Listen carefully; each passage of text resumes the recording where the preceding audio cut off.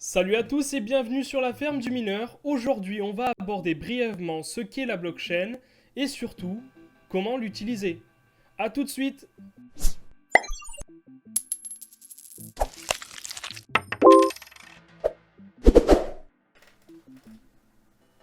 La blockchain, pour être simple, elle va stocker toutes les informations concernant les transactions de manière sécurisée et surtout, elle est décentralisée. Comme le Bitcoin, la blockchain est décentralisée. La blockchain Bitcoin, par exemple, est une blockchain publique, c'est-à-dire que tout le monde peut avoir accès à toutes les transactions qu'il y a eu depuis la création du Bitcoin. Il existe aussi des blockchains privées qui pour moi n'ont pas grand intérêt puisque le but d'une blockchain en fait c'est que tout le monde puisse attester à un certain moment, à une certaine heure qu'il s'est bien passé ça. Voyez plutôt la blockchain comme une photo. Imaginons, il y a un accident de voiture. Il y a 15 personnes qui vont prendre une photo de cet accident de voiture. Donc 15 personnes attestent qu'à une heure et à une date précise, il y a eu cet accident.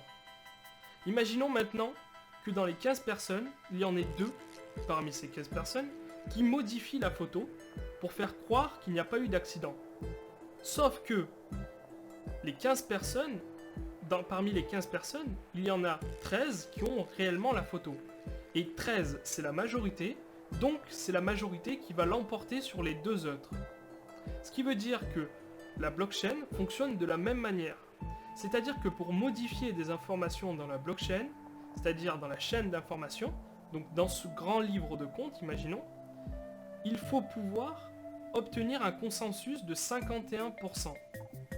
Si vous n'obtenez pas ce consensus, vous ne pouvez pas modifier la chaîne de blocs, c'est-à-dire la blockchain. Et la blockchain est donc protégée par ses utilisateurs.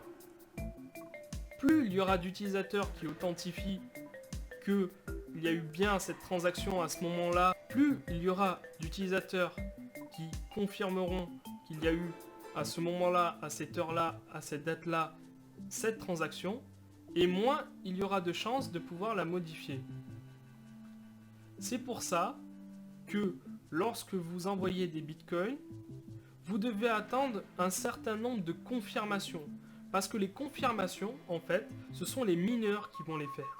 C'est eux qui vont vérifier les transactions au sein du réseau. Ils vont bien attester que vous avez bien vos bitcoins sur votre wallet et que vous pouvez bien envoyer des bitcoins à une autre adresse. Donc là, on va utiliser la blockchain. Donc, on va utiliser une blockchain plutôt, parce qu'il n'y a pas la blockchain, mais il y en a plusieurs. Et donc là, c'est une blockchain du site Chainflyer, qui est affilié à l'exchange Bitflyer. Donc là, on va l'utiliser. Donc, on va utiliser une adresse Bitcoin qui a déjà été utilisée pour au moins une transaction, ou sinon ça ne marchera pas, comme nous l'indique le site, que le message ne peut être écrit à des adresses avec au moins une transaction dans son histoire. Bon, du coup, j'ai mis une adresse wallet que j'ai déjà utilisée, et je marque ce que je veux. Donc je marque la ferme du mineur 11/04/2017 et je le soumets à la blockchain. Hop, je vais donc l'inscrire dans la blockchain.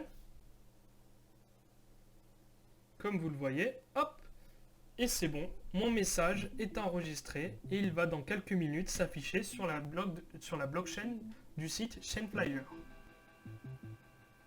Donc voilà, après quelques secondes, nous voilà et on a affiché la ferme du mineur 11/04/2017. Bon, la transaction n'est pas encore confirmée, mais on peut d'ores et déjà vérifier que l'information a bien été enregistrée.